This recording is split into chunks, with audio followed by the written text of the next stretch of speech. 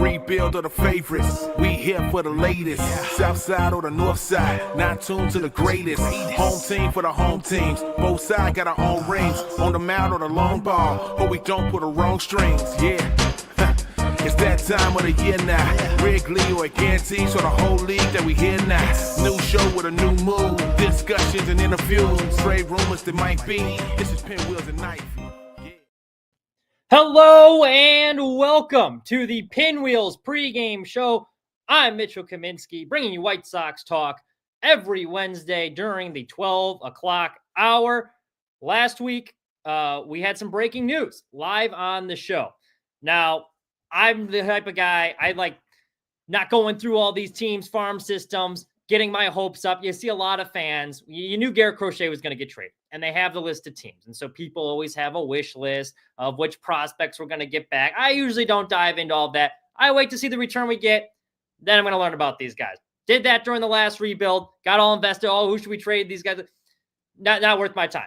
Not worth my time wasting my energy to see which 19-year-old is going to be playing for the Birmingham Barons next year. I don't care. So that's why I didn't get a wish list. And so it wasn't quite as informed. Now we have a better idea of what the White Sox got back and can properly evaluate this trade. I would mention, though, make sure you follow. They have guys that do a really good job breaking down these prospects. Future Sox, shout out my guy, Ian. They do an excellent job doing that as well. So make sure you follow them. But let's get into this trade. Because I think on the surface, Chris Getz did get a decent return, and I understand the thought process. But this is what has been bothering me all week about this trade. I'm going to take you back to the end of the 2023 season. And just listen to this soundbite.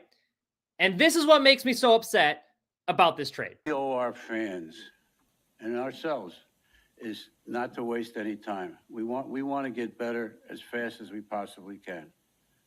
And if I had gone outside, it would have taken anybody at least a year to evaluate the organization and to get familiar with all the people that were in it. And that would mean that this year would not be a year of great progress. We have a core in this team that can get better in a hurry. We can improve in a hurry. And Chris can start to do the things he wants to do right away. If I brought somebody in from the outside, just to repeat, it would have taken a year. I could have brought Brand Tricky back, and it would have taken him a year to evaluate the organization. We have a core on this team that can get better in a hurry. That's why he hired Chris Getz. He wanted to turn this thing around quickly. Now, later in the press conference, he also talks about how he's getting older and he doesn't have a time to sit through a full rebuild. Well, this sure as hell looks like a rebuild to me. He just lied to everyone's face. I mean, you shouldn't be surprised by any of this. But he's like, I want progress. I want progress quickly. Progress came in the form of 122 losses last year. And now we're trading everyone. So this certainly looks like a rebuild. And it certainly looks like something that any other GM that you could have brought in from the outside could have done. That is what is infuriating about this. It's the same cycle over and over again. Some of the best advice I ever got coming out of college is when you're looking for a job, you don't pick the job. You pick the employer. You pick a good boss. You want to work for a good boss, not necessarily a job. Because it doesn't matter how great the people are in the organization or if you bring in a lot of talented people. Sometimes talent is not going to overcome incompetence at the top. Or if it's poorly run or cheaply run, or they nickel and dime people or act like a small market team, even though they're in Chicago, you're not going to have a lot of success. Incompetence trickles down. As they say, shit rolls downhill. It just does. That's why you always want to pick a good boss to work for, not necessarily the job itself. And I think that applies here. A lot's been made about the Bears this week. What's wrong with them?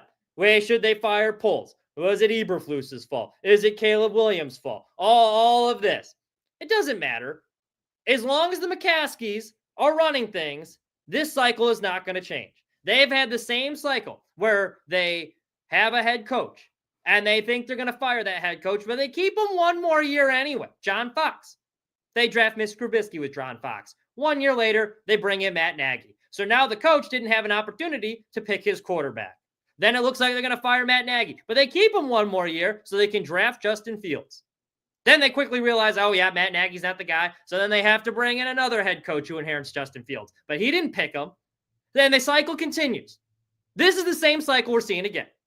You saw it with Chris Sale. We don't want to pay this guy. It's the best. It's in our best interest. We're mired in mediocrity. We're going to trade all these pieces and we're going to do it right.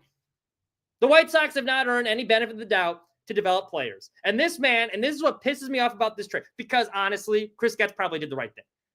He probably did the right thing, and we're going to get into that. It was a sensible thing to do, and I think he got a good return. I'm going to dive into that for a second. But you cannot have your owner come out and say this.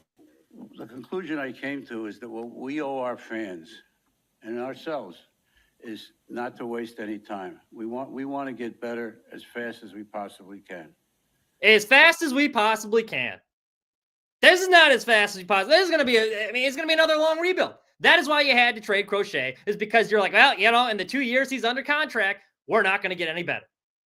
And also, you talk about poorly running. It's like a flat circle with the Crochet trade, too. That was one of the most talented left-handers in the MLB. And what was some of his final memories with the White Sox is them forcing him to wear these ugly uniforms that he has to cut up because he thinks it's going to affect their pitching. And he's like, this team is putting the bottom line over competing on the field. And listening to him tell that story in a podcast, I kind of agree with them. And now what was Garrett Crochet's final impression with the White Sox? It's his own fans booing him because this team put together such a crappy roster. They were developing prospects at the major league level, and they're losing 121 games. And then everyone wants to see the record, and that pissed him off. So he left with a sour taste in his mouth. And then word spreads. Word spreads. Because these guys get established in the MLB. Hey, how was your time with the White Sox? And that's the last impression he had of your organization.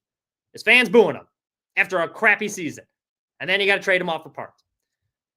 I mean, that is why, and I said it before, like if they're serious about winning, because I do think Garrett Crochet is one of the best pitchers. He's going to become one of the best pitchers in the MLB. And now we're banking on all these prospects, hoping that one of them will eventually become as good as Garrett Crochet and become an impact player, but we'll get him for cheap. That's why it's upsetting to me. Now, the trade itself, if we're just looking at a strictly business perspective, a strictly baseball perspective, I get why Getz did what he did. Even Garrett Crochet said, he was talking about this with Scott Merkin of MLB.com. He was like, look, given my service time, like I think it was probably purely speculative. I think it was a smart move. He also debunked Bob Nightingale's rumor. Bob Nightingale came out over the summer and was like, hey, the White Sox quietly engaged in contract extensions with Garrett Crochet. That didn't go anywhere. That's when they decided to move him or wanted to try and move him. Crochet kind of poured cold water on that. Was like, yeah, no, it never really got to that point. Contract extension talks never really got off the ground. And from the Getz's perspective, it's like, hey, even if I extend this guy, we're so far off. And we're paying this guy all this money, and we're going to be wasting really good years of Garrett Crochet for a team that's not competitive. So why does it make sense for me to be paying this guy all this money when in 2 years that we're getting all these great innings from him, it doesn't mean anything? So he's like, well, we're better off just moving him. We can save that money, accelerate this farm system, and accelerate this rebuild to get better quickly. So from the purely business perspective, I understand what he was doing.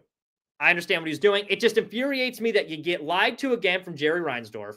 And not that you should be surprised. But politics aside, that's why I'm so happy that our governor told him to kick rocks when he wants this new stadium. Because, like, he's trying to do it. It's like Major League. It's literally like Major League, the plot of Major League. Jerry wants a new stadium, so now he's making the team as crappy as possible. But he's going to come out and lie to your face and be like, no, I'm trying to get better fast. We're trying.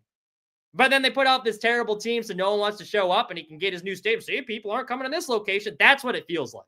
And that's what's so infuriating about the whole thing. But let's get into this return, though, because I do think there were some positives.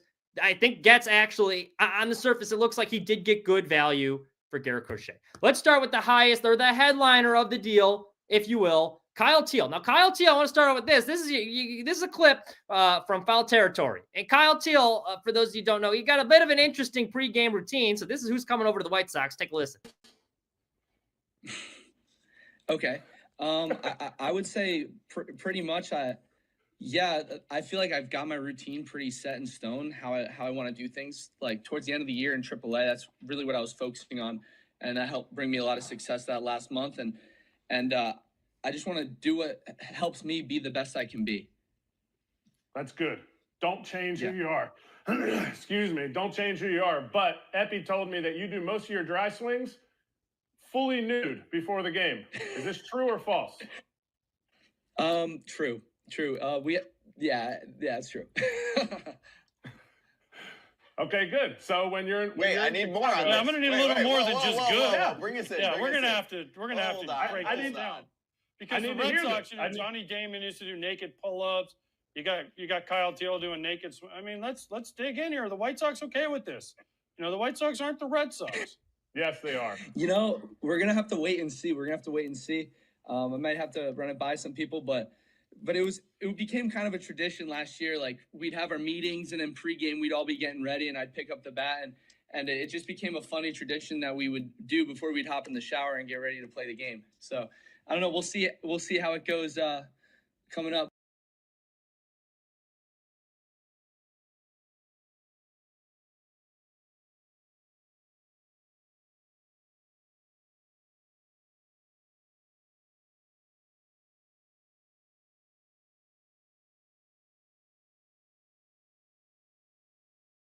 There wasn't any depth at a lot of these positions. And so a guy would get hurt and they'd go to the minor league system. And it's like, ooh, we really don't have a backup for Luis Robert Jr. or Eloy Jimenez. That's a quality backup, and that's why it flopped. So bring it. Hey, you know what? If that's the best player that the Red Sox are able to offer you, you take him. Now, Kyle Teel is a very good hitting catcher. Not a ton of not as much power as you think. And there was reports that this past season, he was kind of focusing on hitting home runs a bit too much. And then things really started to click for him when he was just, hey, I'm just going to focus on hitting the ball, drive the ball hard, not necessarily home runs. Now, coming out of high school, this guy was considered one of the best catching prospects in the country. He probably could have gotten drafted. He would have gotten drafted straight out of high school, first round, most likely. But he really wanted to go play for Virginia. And at Virginia, he was one of the best players in the country. He slashed 407, 475, 655, and was Atlantic Coast Conference Player of the Year.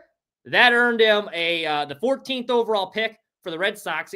Some people kind of think he fell a little bit. He actually probably would have been picked higher had he have come out of high school. But a lot of scouts, MLB.com, you read kind of their rundown of him. They think he could be a 20-plus home run guy. But if you look at his numbers, the strikeout numbers are a bit high. He had over 100 strikeouts this past year. But I really like he hits the ball for average, and he gets on base. 386 OBP. We'll take that. 288 batting average. Also solid, and a respectable 13 home runs. And I think things started to really click, like they were saying. He was just starting to focus on driving the ball. He also has got a cannon behind the plate. Defensively, if you're looking at his scouting grades, his fielding is decent. He's got a 55 fielding grade, but the arm grade's the strongest out of all of them on the 2080 scouting scale. They got him with a 60 arm grade. So the guy's got a cannon. He is the headliner of this deal. Now, the next guy they got, I'm very excited about. This is the guy I'm the most excited about in this return, Braden Montgomery. Now, he sounds like you remember last week, we were kind of looking through these guys as they came up, wasn't very familiar, and pulled up Braden Montgomery stats. You see, this guy's a first-round pick from a year ago. They just picked him in the first round of 2024, but he didn't play all of last year because he was hurt. It was like, man, this guy sounds like a White Sox already. But he's very good with Texas A&M. He had an injury. He had an awkward kind of slide in the super regionals with Texas A&M and broke his foot, I believe, and that kept him out the full season. But prior to that, this man was raking in college. He started with Stanford, hit 35 home runs with them, ended up transferring over to Texas A&M. Last year, he hit 27 homers with the Aggies. Another guy, cannon of an arm in right field. If you look up some of his highlights on Twitter, you can see this guy's got a gun. The scouting grade, 70 arm grade. We just heard about Teal's arm, and that was a 60. This guy's even higher. Some good pop, too. 60 grade on power as well. A lot of it's just going to be, is this guy going to be healthy? This is a good value player because the Red Sox didn't really get a chance to see what they had with him because he didn't get an opportunity to play.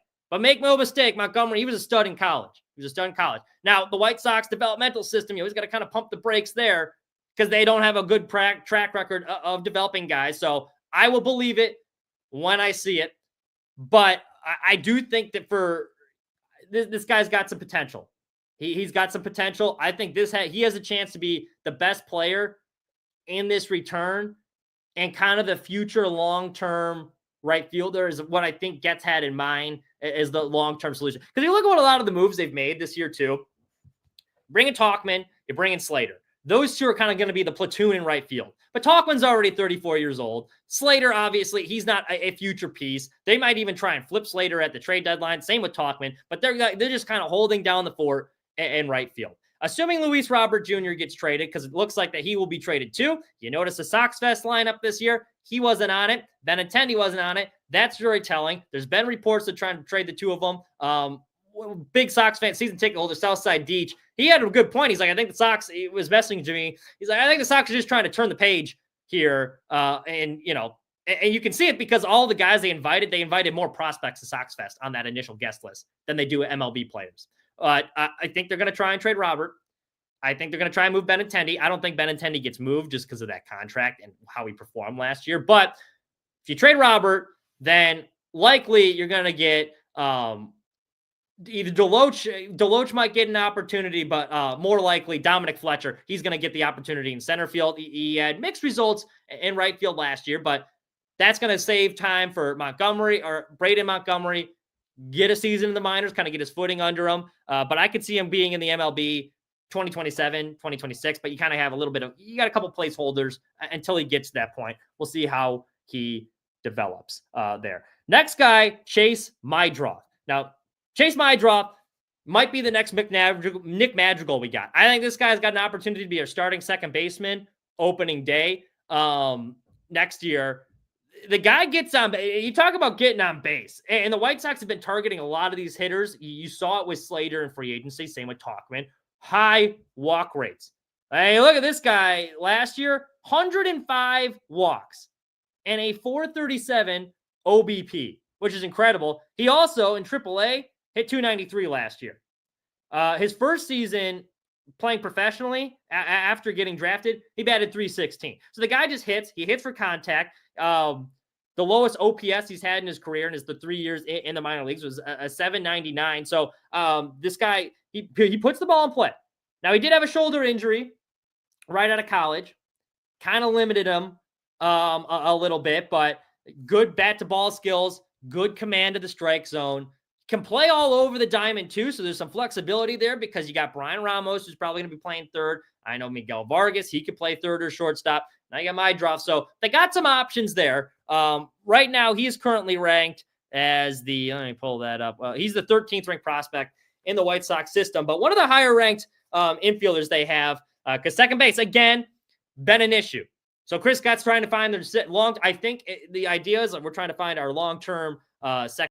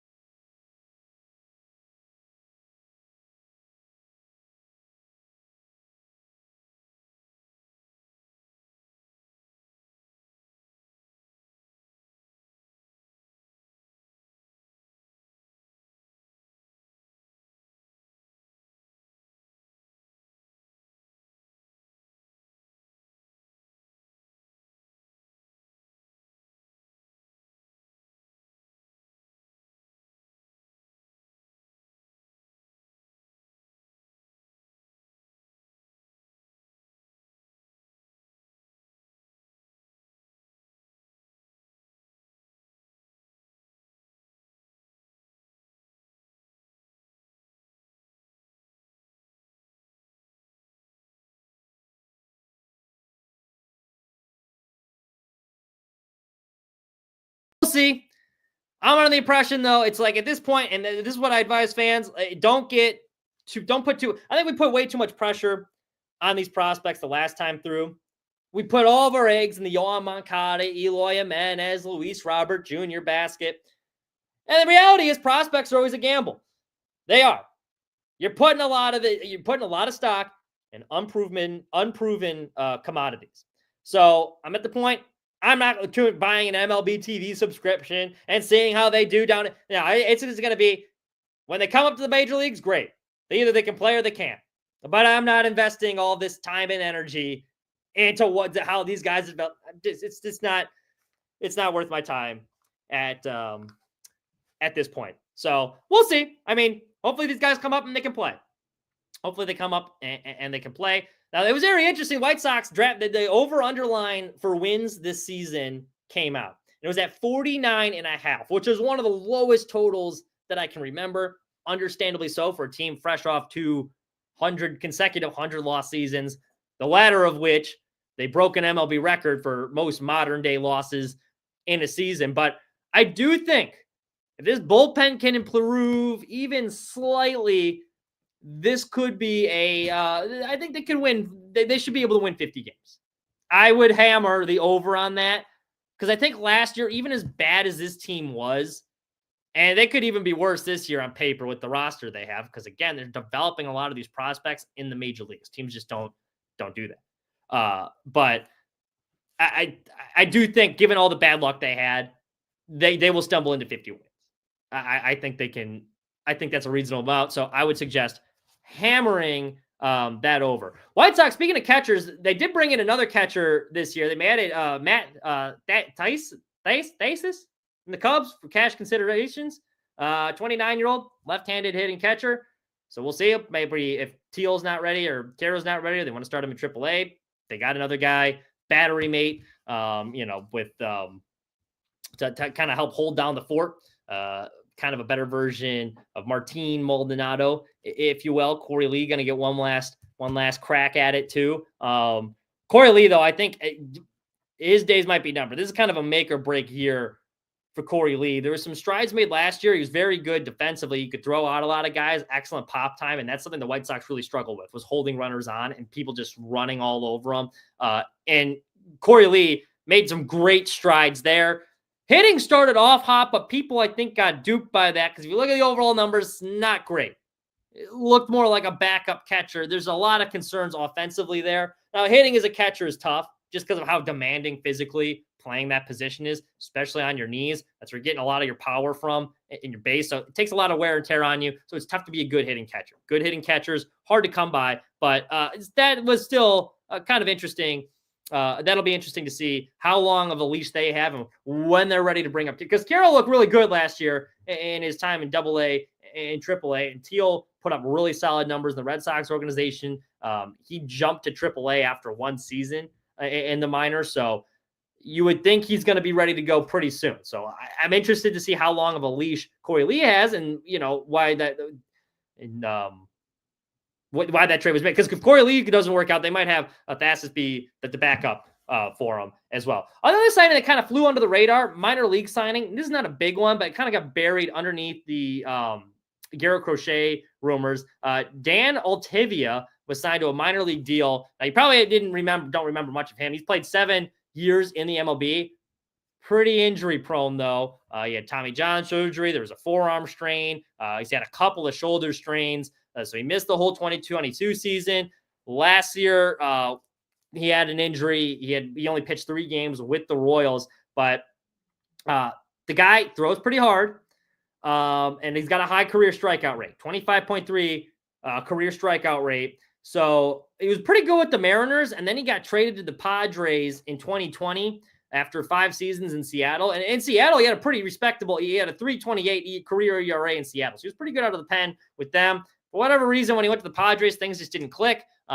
Injuries played a part of that. But if he can stay healthy, he's going to have an invitation to spring training. He'll have a shot to get some significant innings out of that bullpen. Because you look at the White Sox bullpen, not a whole lot in there. And that, I think, is going to be the telling thing, is how well they can hold up. Because the White Sox bullpen blew so many games last year. I think midway through the season, they had like over 30 blown saves or something ridiculous like that. They had the 3rd worst ERA in baseball. So you got to improve that slightly. And I think that's going to be a big thing of whether you hammer that over a 50 or not. But they get a couple guys that can end up being decent players out of that bullpen, or you get some contributions, I do think Altava has a chance to contribute on that White Sox team.